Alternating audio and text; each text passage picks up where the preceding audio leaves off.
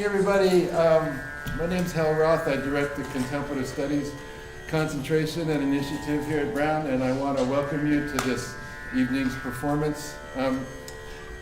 For those of you who may not have yet heard about Contemplative Studies, we are one of the newest concentrations here at Brown, an undergraduate program that features the scientific, humanistic, and artistic study of contemplative practices across cultures and across tradition.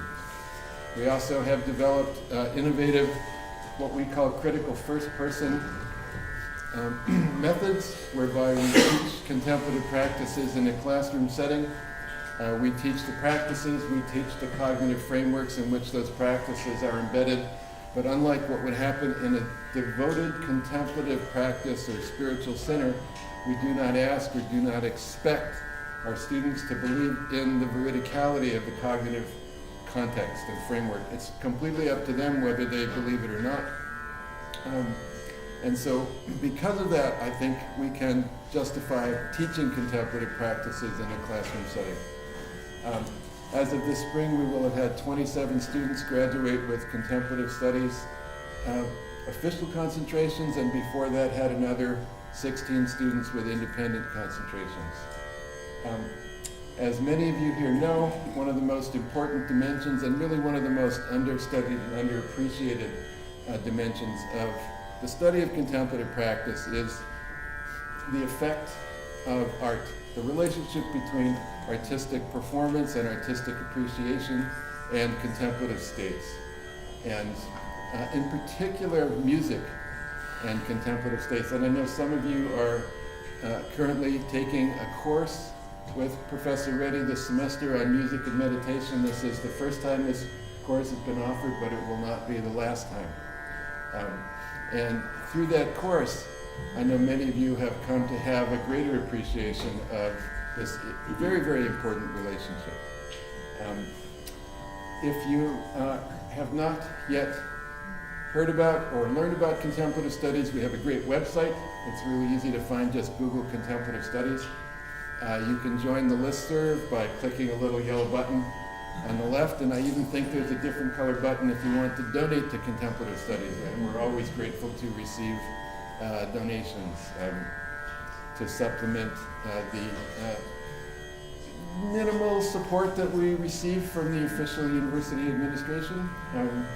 So we have one more event coming up this academic year, and it's Friday at noon. It's in Smith Banana 201, and it's a lecture on a 15th century inscription in a synagogue that gives us a lot of information about the Jewish community in China that existed for almost 1,000 years. And this inscription has had little academic study to this point. Professor Andy Meyer, class of 1989, will be giving the lecture.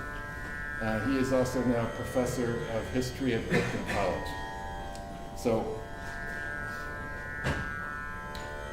it gives me great personal satisfaction to introduce our performers this evening.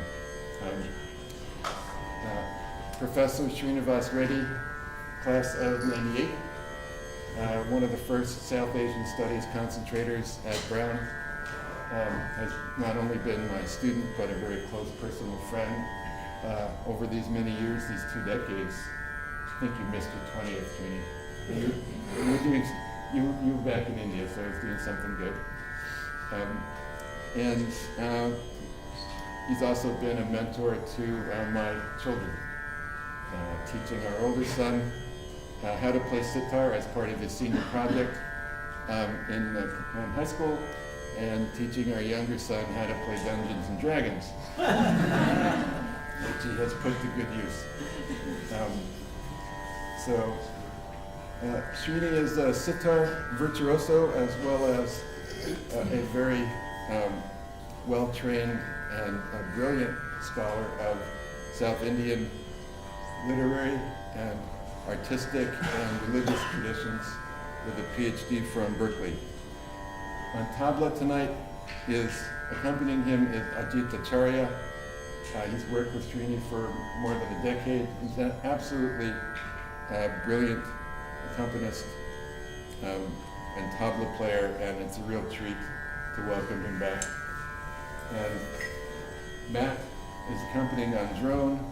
He's class of 2013, and he's been part of this group now for maybe 5 years. And it's also my great pleasure to welcome him and to welcome all of you. So without further ado, please join me in welcoming our performers this evening.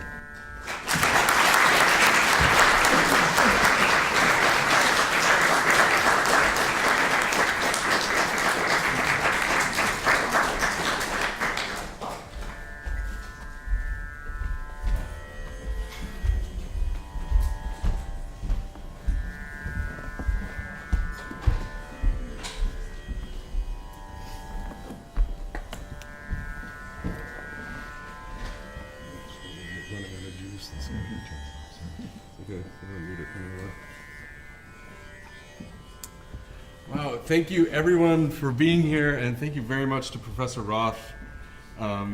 He's just been a very important, inspiring part of my life for over 20 years.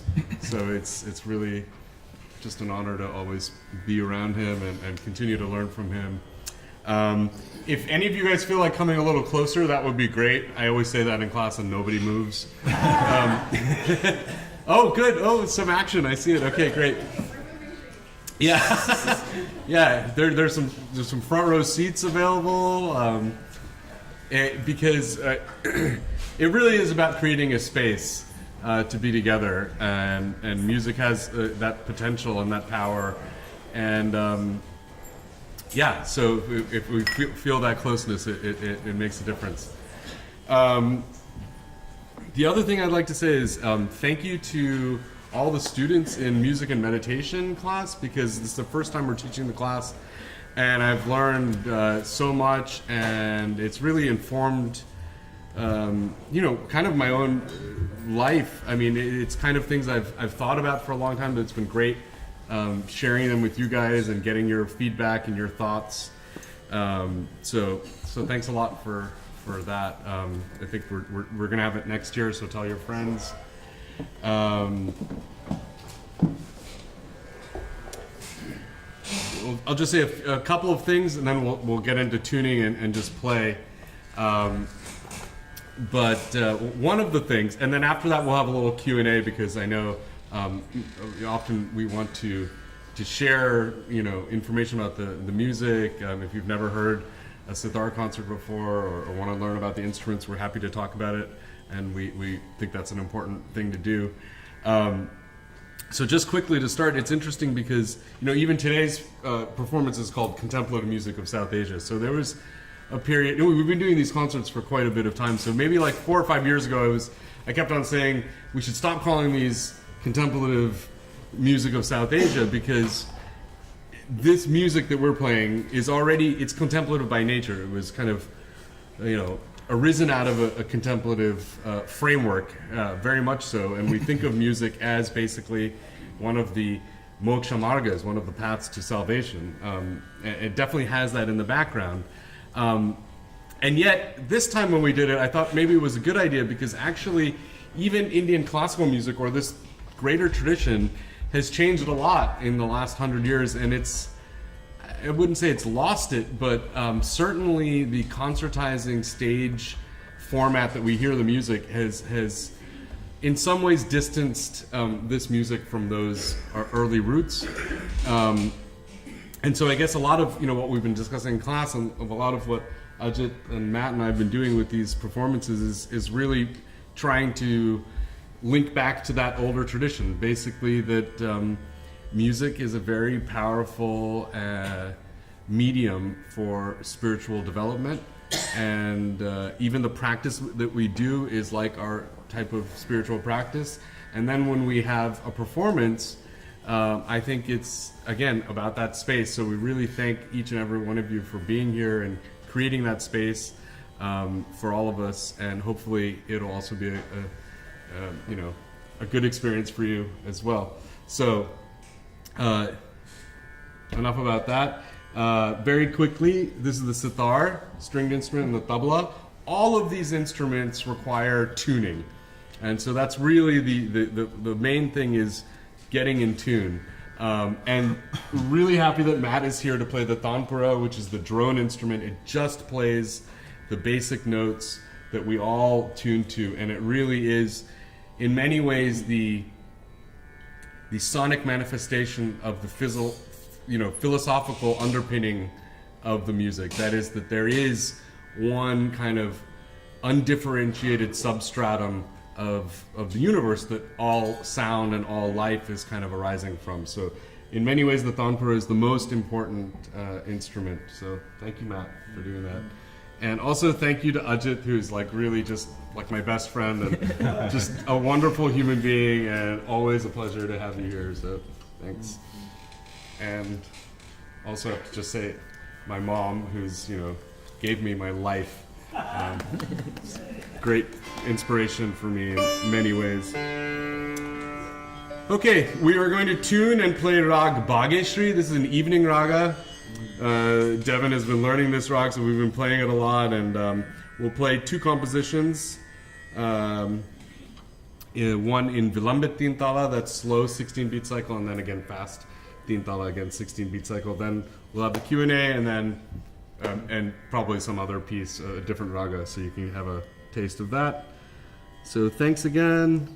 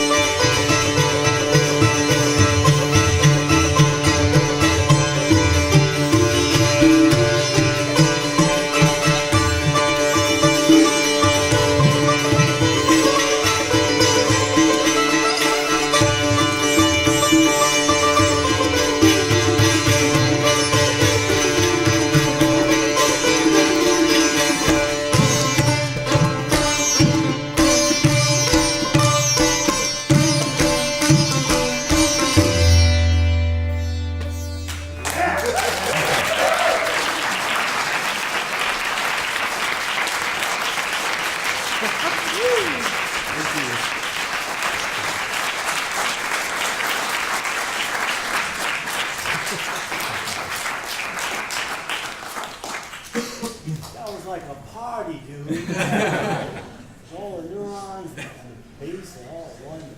Yeah, thank you so much. You're a wonderful audience. Very lovely.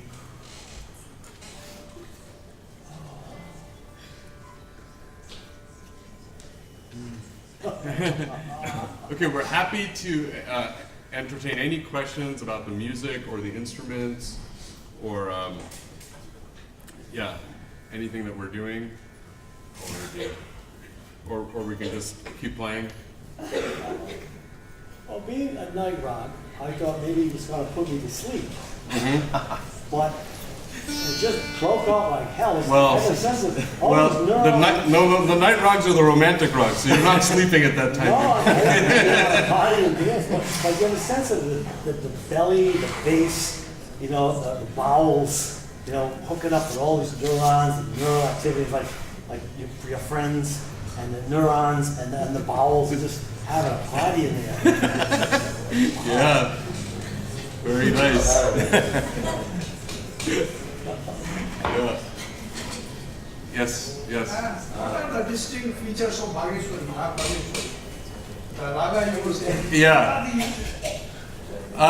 Well, yeah. So the question was this rag, what are the basic features of this rag? Well, rag is a very complex subject, but well, every rag has a rag, what we call rag roop.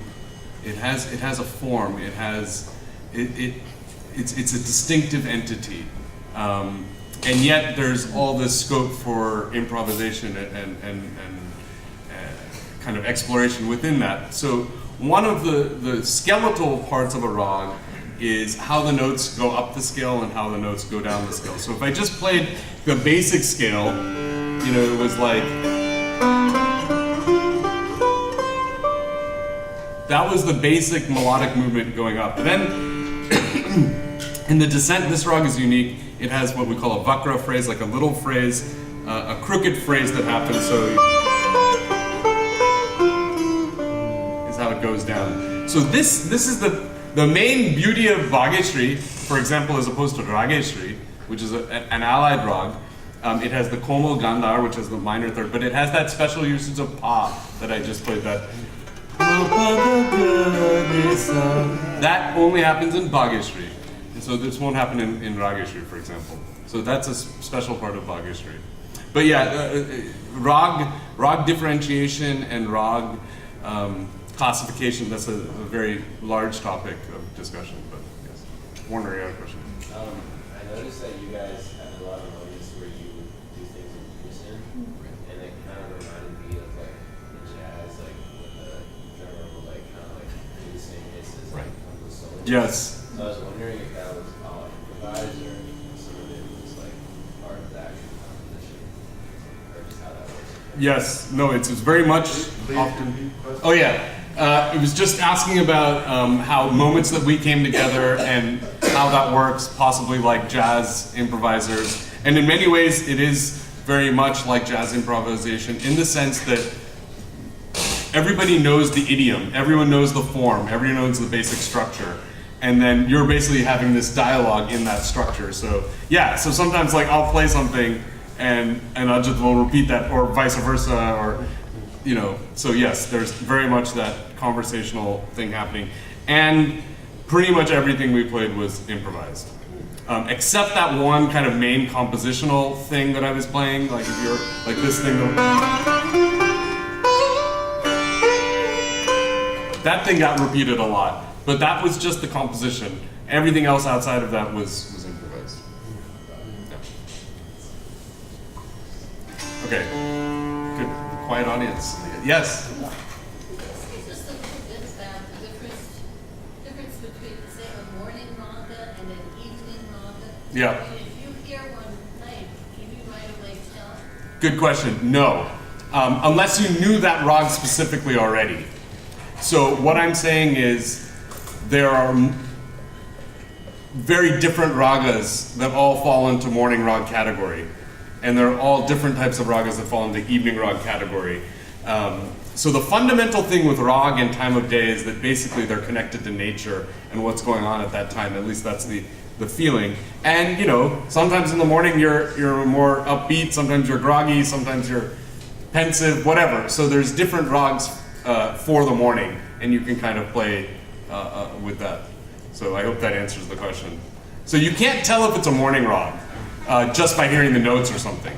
But if you knew that, you know, this was rag, let's say, you know, Bilaskani Tori, then okay, yes, I know that's a morning rag. So you already knew the rag, but by note-wise, there's no differentiation. About evening raga? Same thing. I mean, time of day doesn't have any specific note associations necessarily, where it was like, it would be, it's not like if it would be, you know, these notes are only used in the evening or these notes are used, no, it's not like that. Are they supposed to make you feel rested and tending towards sleep? Maybe in the evening ragas? Yeah, some of them. Or stimulating in the morning? No, I would. What I'm saying is that all of that is a variability of our human body. Some evenings you want to be energized, some you want to be calmed down. In the morning, sometimes you want to relax and sleep in, and some days you need to jump and get out of bed. So, like that, there are different rags for all of those different occasions or moods of each time of day. Yes. So when you're playing the skeletal melody, the gut, do you start with ascending? Is that what you were doing? Yeah, usually we play the ascending scale first, and then. Okay, so it threw me off a little because I was trying to count, but Yeah. then you were doing the da da da da da, and on the first beat, is that what you were doing? Does it end, you know? Like when you come back to the first. So you kind of know a little bit about Indian music, and you hear this. A little bit. Well, the first beat is the key beat, and that's really, like you were asking when we come together, we really come together at that first beat, which is the linking point. So, but again, the thing I just played just now, this up and down, that again is just like this skeletal thing, all sorts of motion It happening. doesn't necessarily have to be a sum when you start that melody. No, that's right. In fact, the melody doesn't usually start on sum. It starts before sum, so that the end of the melody can take you to the first beat. That's the idea. It has that propulsiveness to that beat. Yes, sir. Yeah, I actually have a question because she was mentioning the counting. Yeah. And is there an easier way for someone who's used to say like standard Western, like 3/4 or 4/4? Is there an easy translation to the way that that's counted in the rags, for example, or is there an entirely different? So the rag is like the melodic side. The thal, which is Ajit's world. I mean, they're all intimately connected, but yeah, the thal definitely you could count in 4. Like what we played was 16 beats broken up into 4, 4, 4, and 4. Yeah, I found it at parts. It's just where like The turnaround is? Turnaround would always be at the part where I wasn't expecting. Yeah. So the turnaround comes halfway through. That explains why. Yeah, so it's da din din da da din. Now it's turning around na din din na da da din din. So 1 2 3 4 2 2 3 4 3 2 3 4 4 2 3 4 1. That's the 1. Got it. So we'll play this style again. See if you can follow along. Yeah. Okay. Any other question? So we thought of playing. What time is it? Yeah, you can play it. This is a popular rag in Carnatic music, actually, the South Indian music tradition, although it's become quite popular in Hindustani music as well. But this requires us to retune everything, so you have to bear with us for a little while, including Matt, not him, the instrument. Yeah. You might have to do the thing first.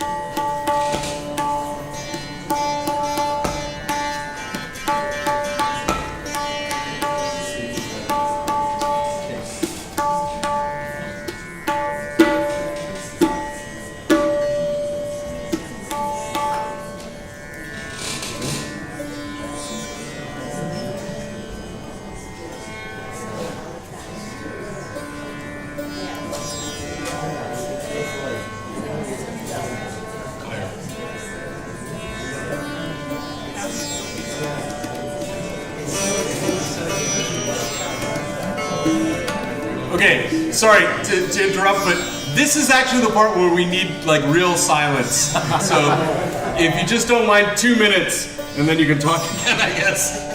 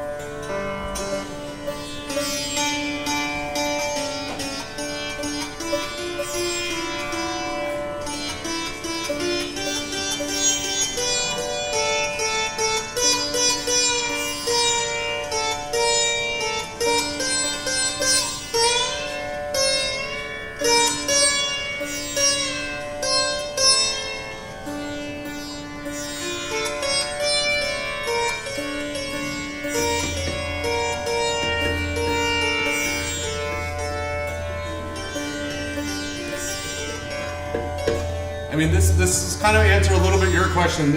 Like you'll see the mood of this rag is very different from the one from before. So.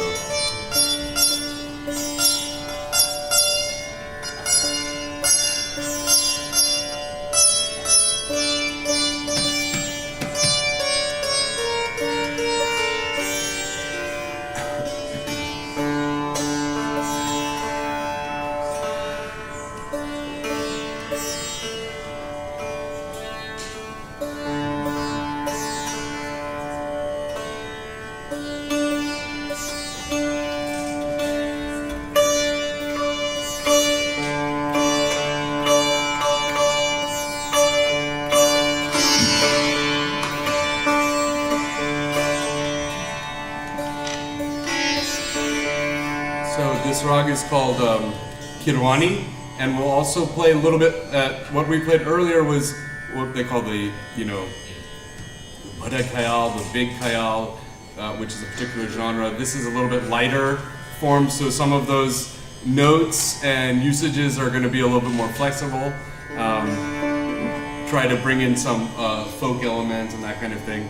So more open, and also the tal will also be 16, but maybe more like what we call Sitar Khani, which is a type of, it has a little bit of a lilt to it, so I think you'll like it.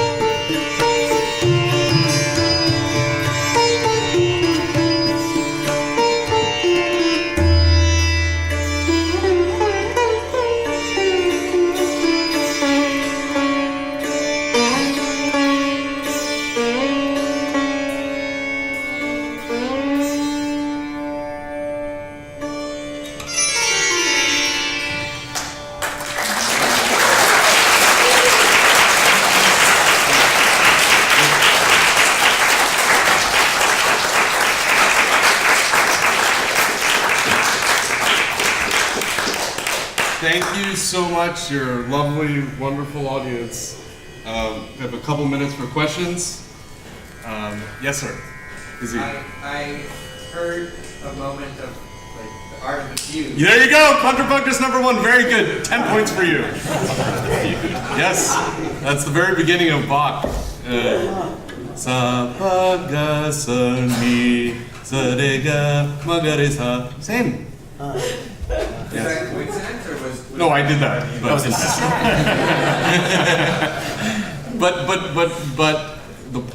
I mean, I like to do that when I play Kirwani sometimes because, you know, there's certain definite, like, I mean, I don't want to say universals, but there's certain fundamental things that I think nature is telling us, like, you know, and a lot of, well, Bach's music does that to me too. It feels like deep. I mean, he was a spiritual guy, you know, and he tapped into that. So yeah, and there's a lot of similarity between Bach and raga music, which is interesting. You know, actually, you guys were at the concert. So Messiaen, who was influenced by Rag, I went up and was talking. You know, you guys maybe were there, and you know, Messiaen I found to be so much less Rag-like than Bach, and for you know, Steinbach, that was like mind-boggling because, you know, Bach's all about harmonies and all this kind of stuff, but what Bach does with melody is very much like what we do in Indian music, taking a melody, inverting it, playing with it, thinking about it in different ways, so good question. Very good. Yes, sir? Do you have any comprehensive sources from where we might be able to learn more about this music? Comprehensive sources. In terms of like the music or like the music or like the history background. Well, the music. Okay, so George Ruckert, who's a professor at MIT, he wrote a good book that's a good kind of introduction to playing and some of the history. Yeah, George Ruckert. He studied with Alec Burkhan for many, many years. Yes, Phelan. How many strings are on the sitar? Good question. So the sitar has 20 strings, and it's interesting because it has 2 bridges. So the bottom bridge is controlled by these small pegs, and it's those notes, which we just tune to the notes of the rag. We don't actually play those notes, and they resonate on their own. But the main strings are on this main bridge, but really a lot of the action was just on one string. So it's like a 20-stringed instrument that's played like a 1-string instrument.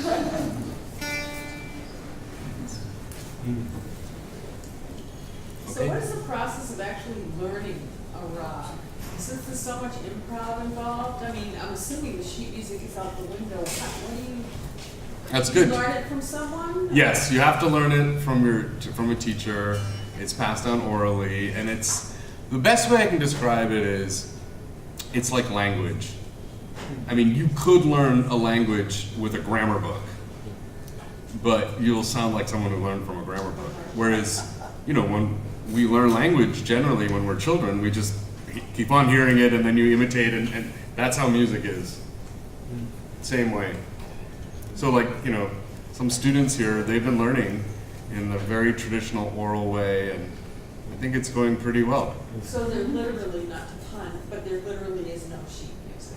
No, absolutely, no. All I mean, there was a writing notation system that developed, like, you know, in the 20th century, but no. I mean, even that, no real musician uses that.